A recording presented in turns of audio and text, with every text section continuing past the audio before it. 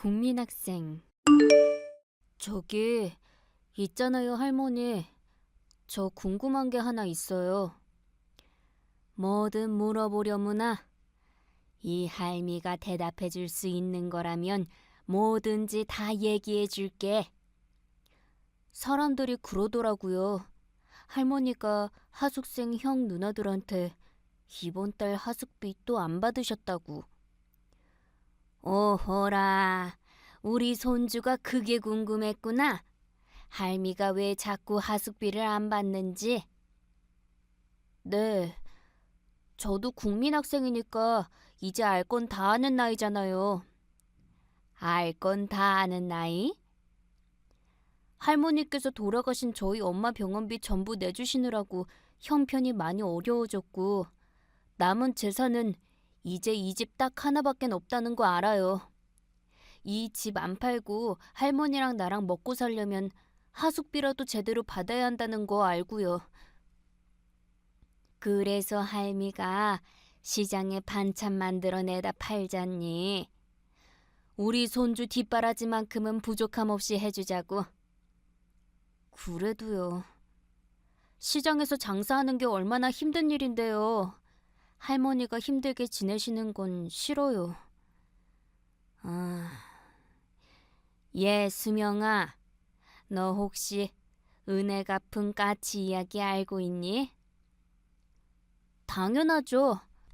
어떤 선비님이 구렁이한테 잡아먹힐 위기에 처한 까치를 구해주었더니 나중에 그 까치가 생명의 위기에 처한 선비님을 구해주면서 은혜를 갚았다는 이야기잖아요. 그래서 할미도 형 누나들이 정사정이 어려울 때마다 하숙비를 받지 않는 거란다.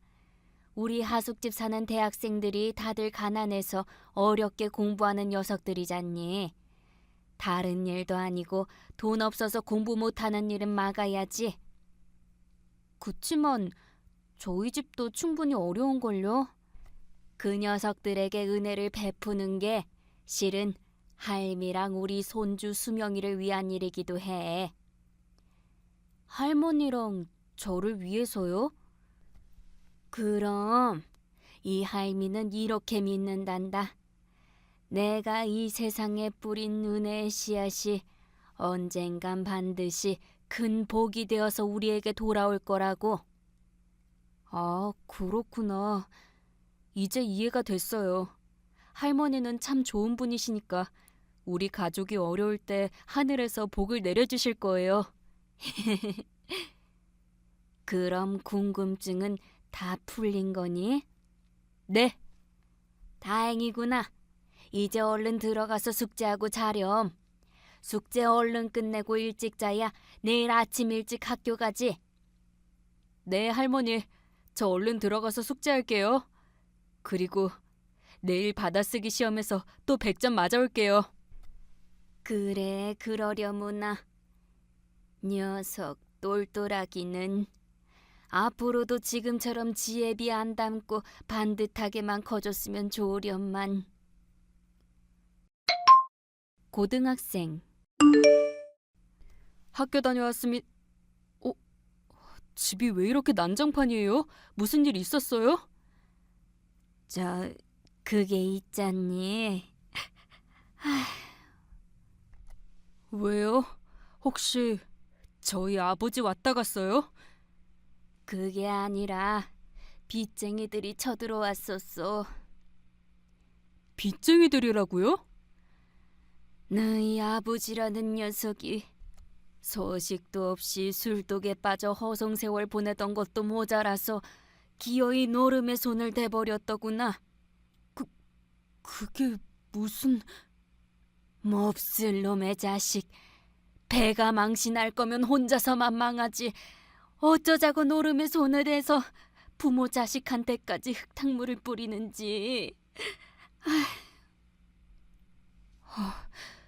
그러니까 아버지가 할머니 이름으로 노름빚을 크게 졌다는 거네요. 그래서 빚쟁이들이 쳐들어왔던 거고요. 너희 아버지가 우리 집을 담보로 사채 빚을 끌어다 썼다더구나. 사채라고요? 아니, 대체 어쩌자고 그런 짓을. 그 천둥벌거숭이 같은 녀석 속을 할미라고 어찌 알겠니? 담보는 어떻게 잡혔고요? 담보 잡히려면 할머니 도장 같은 거 필요하잖아요. 나도 아차 싶어서 서랍장 찾아보니까 숨겨뒀던 도장이랑 집문서랑 다 없어졌지 뭐니. 아무래도 너희 아버지가 우리 없는 사이에 몰래 들어와서 훔쳐간 것 같아. 그걸로 이 집 담보받아 사채 쓸어다 쓴 거고.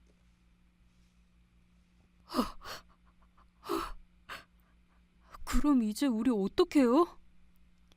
어쩌겠니?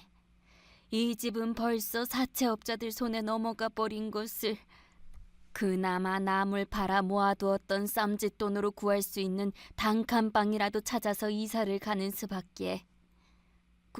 그럼 하숙은요? 할머니는 하숙집에 자부심 컸었잖아요. 가난한 대학생 형이랑 누나들 잘 돌봐주시면서 매일 흐뭇하고 뿌듯해 하셨잖아요. 녀석들에게는 벌써 이야기 다 했어. 우리 집이 졸지에 망해 나가게 되었고 하숙도 더는 할 수 없게 되었으니 얼른 다른 좋은 집 하숙집 찾아 떠나라고. 아버지 진짜 너무해요. 자기 부모랑 자식 있는 집을 어떻게 노름판에 가져다 바칠 수가 있느냐고요. 할미가 미안해. 할미가 죄인이야. 아들 교육 제대로 못 시킨 내가 죄인이야. 아니에요. 할머니는 아무 잘못 없으세요. 얼마나 훌륭한 분이신지는 제가 잘 알아요. 잘못은 아버지가 다 했고 아버지가 나쁜 사람인 거죠. 그렇게 말해주니 고맙구나. 그리고 너무 걱정은 마세요. 제가 할머니 곁을 이렇게 든든하게 지키고 있잖아요. 앞으로도 지켜드릴 테니까 그만 울고 기운 내세요, 할머니. 3년 뒤. 그래서 대학교 진학 포기하고 우리 공장으로 취업을 나온 거구먼. 그렇죠 뭐. 그래도 대학은 가지 그랬어. 요즘엔 대학 못 나오면 사람 대접 제대로 못 받는 세상이잖아. 저도 마음 같아선 그러고 싶었지만 저희 가족이 위기에 처해 있던 그 순간에 하늘은 저랑 할머니에게 복을 내려주지 않더라고요. 오히려 더 큰 역경의 구렁텅이로 몰아넣을 뿐이었죠. 더 큰 역경의 구렁텅이? 네. 집 그렇게 망하게 되면서 할머니께서 화병을 앓기 시작하더니 그 바람에 뇌출혈로 쓰러지면서 거동이 불편해지셨거든요. 실어증도 오셨고요. 그래서 대학 진학은 완전히 담념할 수밖에 없었어요. 생활비랑 할머니 병원비 버느라 급급했거든요. 뭐 지금도 빈곤하기는 마찬가지고요. 엎친 데 덮친 격이로구먼. 그래도 어쩌겠어요. 이제 할머니한텐 저밖에 없는데 저라도 열심히 일해서 잘 보살펴드려야죠. 그래, 당연히 그래야지. 쉬는 시간 끝났으니 들어가서 다시 열심히 일하자고. 자네와 할머니를 위해서. 네, 사장님. 그리고 월급 많이 못 줘서 미안해. 자네 사정 봐서는 나도 많이 져주고 싶은데 알다시피 요즘 워낙 불경기라 우리 공장 사정도 만만치가 않거든. 아닙니다. 고졸인 제가 잘리지 않고 일할 직장이 있다는 것만으로도 얼마나 감사한 일인데요. 녀석 소박하게는. 그래도 이놈아, 너 아직 젊으니까 너무 기죽지 말어. 지구멍에도 볕들 날 있다는 말도 있잖냐? 그럴까요? 당연하지 임마. 살다 보면 반드시 해뜰 날 올 거니까 기운내서 잘 버텨봐. 2년 뒤. 야 임마 차수명! 왜 그렇게 급하게 뛰어오세요? 너 왜 이렇게 핸드폰을 안 받아? 글쎄요. 공장 기계 돌아가는 소리가 시끄러워서 벨소리가 안 들렸나 봐요. 근데 진짜 무슨 일 있으세요? 무슨 일은 내가 아니라 너한테 있지. 사무실로 너 찾는 전화가 걸려왔더라. 휴대폰은 아무리 전화를 걸어도 안 받는다고. 저를 찾는 전화요? 지금부터 내가 하는 말 잘 들어. 네. 너희 할머니께서 숨을 거두셨다더라. 에이, 말도 안 돼요. 나도 지금 이 일이 꿈이었으면 좋겠어. 그치만 할머니, 울 시간 있으면 얼른 가봐. 너 연락 안 되는 사이에 벌써 빈소까지 다 차렸다더라. 그날 밤 어쩜 이렇게 허망하게 가실 수가 있나요? 전 아직 호강도 제대로 못 시켜드렸는데. 그렇게 웃지만 마시고 제발 무슨 말씀이라도 해보세요, 할머니. 저기 말씀 좀 여쭙겠습니다. 네. 혹시 조문 오신 분이신가요? 그게 그렇다기보다는 다른 장례식에 조문 마치고 돌아가던 길에 어르신 영정 사진이 눈에 들어왔는데 왠지 낯이 익는 기분이라서요. 그래서 여쭙습니다만 영정 사진 속 고인의 성함이 어떻게 되시는지. 김자, 춘자, 희자, 김춘희 님이십니다. 아이고, 맞구만, 맞아. 저희 할머니를 아시는 분이신가요? 할머님이라면 손주분 되겠군요. 네, 제가 딱 하나 있는 손주입니다. 아이고, 상주를 몰라 배워서 죄송합니다. 상복이 아니라 공장 작업복을 입고 계시길래 급하게 달려온 조문객이신 줄로만 알고. 아, 그러네요. 저 아직 상복도 못 차려입고 있었네요. 너무 갑작스러운 상황이라 경황이 없어서. 공장 근무하시다가 바로 오셨나 봐요. 네, 소식 듣자마자 달려온 길입니다. 그러셨군요. 비용은 제가 다 부담할 테니 가장 좋은 상복으로 주문해서 입으세요.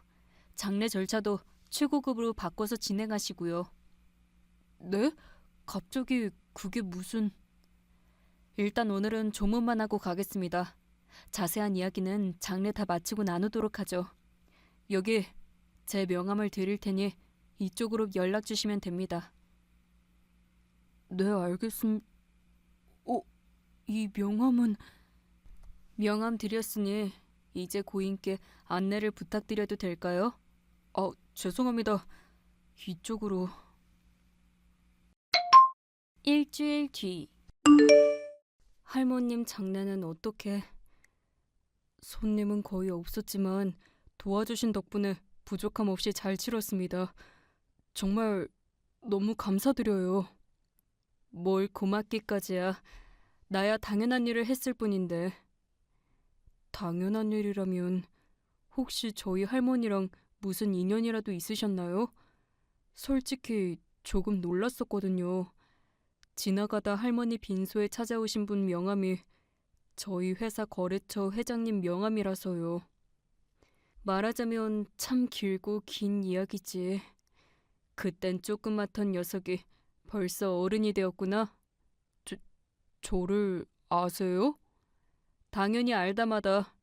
할머니께서 생전에 하숙집을 하셨었지? 부업 삼아서 시장에서 반찬도 내다 파셨고. 네, 그건 그런데.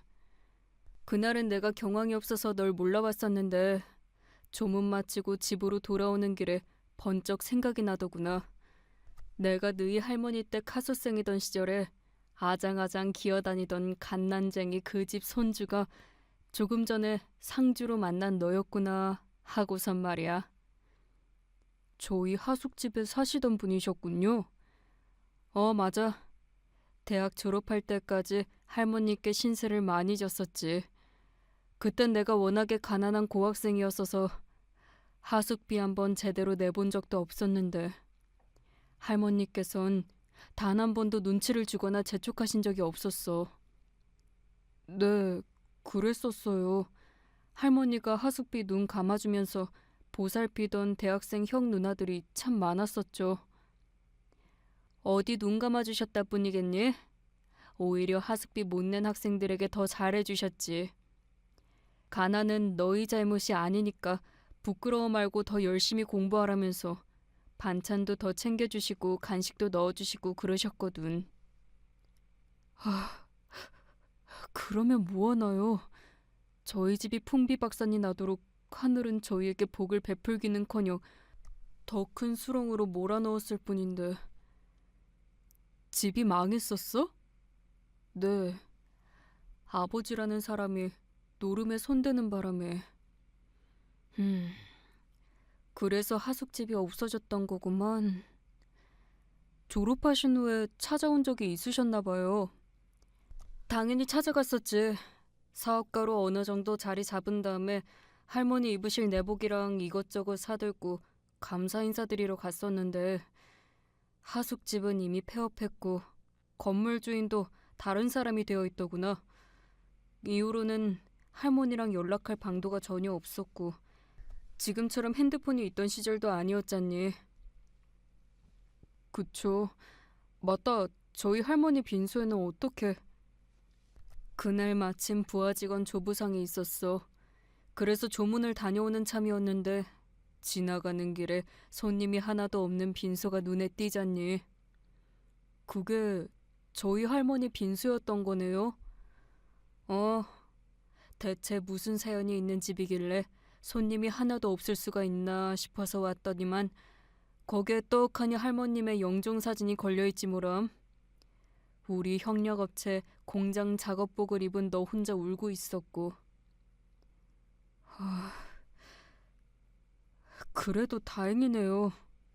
어쩌면 하늘이 할머니를 완전히 외면한 건 아니었나 봐요. 그게 무슨 소리니? 우연이라도 회장님께서 할머니 빈소에 눈길이 끌린 덕분에 장례를 부족함 없이 치를 수 있었으니까요. 나야 너희 할머니께 받은 은혜를 갚았을 뿐이야. 할머니께서 은혜를 베풀어 주시지 않았다면 난 아마도 대학을 중퇴하고 공장에 취직했었을지도 모르거든. 회장님께서요? 이렇게 큰 회사 주인이시잖아요. 지금이야 자수성가한 거고 대학생 시절에는 정말 많이 힘들었었어. 홀아버지께서 뇌출혈로 쓰러지시는 바람에 공부 때려치우고 당장 공장 들어가 돈벌이를 해야만 하는 상황이었거든. 그래서 어떻게 됐는데요? 어려워진 가정 환경에 좌절한 내가 학교를 그만두고 공장에 취직하겠다고 결심하던 그날 할머니께서 내 손을 꼭 잡고 울면서 타이르시더구나. 이대로 공부를 포기하기엔 넌 너무 아까운 인재란다. 졸업까지 1년 반 남았으니 야간 공장을 다니면서라도 어떻게 버티면서 공부는 절대 포기하지 말라고. 덕분에 학업을 포기하지 않을 수 있었고 그때 대학이랑 병행하면서 다녔던 야간 공장 경험 덕분에 지금의 회사를 만들 초석이 되었지. 부럽네요. 저한테도 진심 어린 충고를 해줄 분이 계셨더라면 어떻게 해서든 대학교 진학을 했을 텐데요. 나랑 비슷한 일을 겪었던 모양이로구나. 네. 할머니가 아버지 일로 화병을 얻으셔서는 뇌출혈로 쓰러져서 거동도 불편해지고 실어증까지 오셨었거든요. 그래서 대학 진학 포기하고 지금까지 공장에서 일하는 중이었어요. 많이 힘들었겠구만. 하면 이렇게 해보면 어떻겠니? 어떻게요? 마음 같아선 당장 우리 회사에 좋은 자리를 마련해주고 싶지만 형평성 때문에 차마 그럴 수는 없어. 다른 직원들도 열심히 공부해서 우리 회사에 입사한 거거든. 그건 그렇죠. 대신에 너 대학 입학해서 졸업할 때까지 학비랑 생활비 전액을 지원해주마. 앞으론 마음 놓고 공부에 전념하도록 해. 아니에요. 그 큰 돈은 받을 수 없어요. 너희 할머니께 받은 은혜를 대신 갚는 거란다. 그러니 부담 갖지 말고 받아주거라. 그치만 대신 넌 약속 하나만 해주면 돼. 꼭 좋은 대학 합격하고 졸업해서 뛰어난 인재가 되어 우리 회사에 면접 보러 오겠다고. 네, 그럴게요. 약속 드릴게요. 감사합니다. 정말 감사합니다, 회장님. 감사는 너희 할머니께 드리렴. 그분께서 세상에 뿌려놓으셨던 은혜의 씨앗이 오늘의 복이 되어 손주인 너를 돕는 셈이니까. 5년 뒤. 그렇게 저희 회사에 지원하시게 된 거로군요. 그렇습니다. 유학을 다녀오실 생각은 없으셨나요? 이력서를 보면 국비 유학 기회가 주어졌던 것으로 되어 있는데. 네, 대학 졸업하던 마지막 학기에 성적 우수자 전형으로 미국 명문대로 전액 국비 유학 기회를 받긴 했었어요. 하지만 전 아무런 미련 없이 이 회사에 이력서를 넣었습니다. 이유를 물어봐도 될까요? 이 회사는 돌아가신 저희 할머니께서 씨앗을 뿌리신 회사니까요. 할머니께서 베푸신 선행으로 말미암아 이 회사의 시작이 존재할 수 있었으니까요. 네, 아주 만족스러운 대답이었습니다. 다만 이거 한 가지는 알아주셔야겠습니다. 말씀하십시오.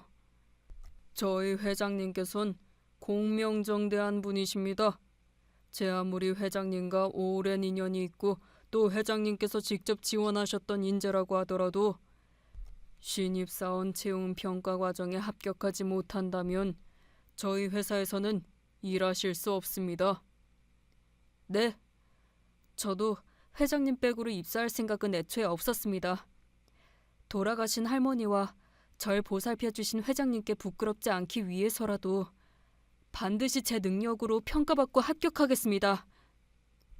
좋네요. 신입사원 채용 평가 과정은 저희 회사 연수원에서 일주일간 합숙하며 이루어집니다. 숙식은 제공되니까 옷까지만 챙겨오시면 됩니다. 네, 그럼 그때 다시 뵙겠습니다. 한 달 뒤. 아이고, 이게 누구야? 지금 출근하시는 길이세요? 중요한 회의가 있어서 아침 일찍 출근하는 중이었어. 헌데 넌 이 이른 시간에 우리 회사 로비에서 뭘 하고 있었니? 앞으로 제가 근무할 회사 풍경을 감상하고 있었어요. 우리 회사에 합격한 거구나? 네, 회장님. 보살펴 주신 덕분에 명문대 졸업했고 신입사원 평가 과정에서도 당당히 수석으로 합격했습니다. 그래, 장하다, 장해. 안 그래도 우리 수명이 이력서가 들어왔다는 소식 들은 이후로 매일매일 노심초사하는 참이었어. 노심초사요? 인사팀 쪽에 일부러 지시를 내렸었거든.